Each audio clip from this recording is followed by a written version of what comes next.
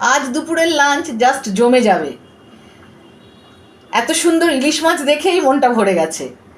আজকের আবার ওয়েদারটাও এই রিম ঝিম ঝিম বর্ষা, হাওয়া হিম হিম হিম পরশা, তার সাথে গরম ভাত, সর্ষে পোস্ত ইলিশ আর বেগুন দিয়ে ইলিশের ঝোল।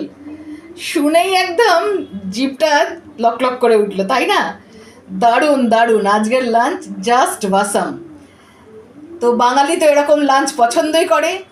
সবাই এই বর্ষায়, এই হিম হিম হিম পরশায় আরামসে ট্রাই করুন ইলিশ মাছের দুরকম রেসিপি, সর্ষে পোস্ত আর বেগুনের ঝোল।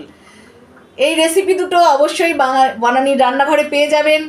চ্যানেলটিকে সাবস্ক্রাইব করুন, বনানীর রান্নাঘরের সাথে থাকুন এবং রেসিপি দুটো দেখে নিজের নিজের বাড়িতে অবশ্যই ট্রাই করুন। কমেন্ট করে জানাবেন কেমন লাগলো। ভালো লাগবে অবশ্যই। বনানীর রান্নাঘরের সাথে থাকুন। আসি, টাটা।